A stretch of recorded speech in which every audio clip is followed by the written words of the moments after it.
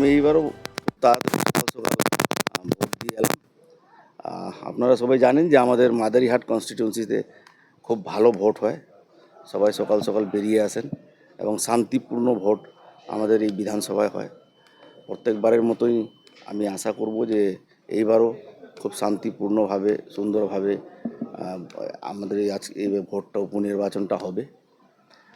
একটাই কথা বলবো যে উন্নয়নের বার্তা আমাদের মাননীয় মুখ্যমন্ত্রী গোটা আমাদের বিধানসভায় দিয়েছেন, অনেকগুলো কাজ হয়েছে এবং আশা করি যে এইবার আমাদের বিধানসভায় পরিবর্তন ঘটবে এবং আমরা এইবার আজকে খুব ভালো পোল হবে এবং আগামী দিনে আমাদের তৃণমূল কংগ্রেসেরই জয় হবে। আপনি একেবারে 7:20 মানে ভোট শুরু হওয়ার 20 মিনিটের মধ্যেই আপনি ভোট দিতে গেলেন, মানে কোথায় কোথায় যাবেন, এত তাড়াতাড়ি ভোট দিলেন কেন? না, 7টায় আমি পৌঁছে যাই, প্রত্যেকবারই পৌঁছে যাই। এখন ক্যান্ডিডেট চাপ তো রয়েছে, ওই জন্য আরও আজকে 6:45টায় মোটামুটি আমি রেডি, প্রস্তুত দেওয়ার জন্য ভোট। এবার এখান থেকে বেরিয়ে প্রত্যেকটা অঞ্চলে যাব, প্রত্যেকটা বুথ তো টাচ করা যাবে না হয়তো, কিন্তু প্রত্যেকটা জায়গা যাওয়ার চেষ্টা করব।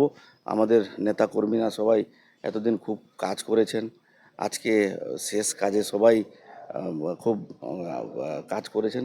সবার সঙ্গে দেখাশোনা করা, সবার সঙ্গে গেট টুগেদার কথা বলা, এগুলোই করব আজকে দিনভর। আমার 12টা অঞ্চলে, প্রত্যেকটা অঞ্চলেই আমি যাব।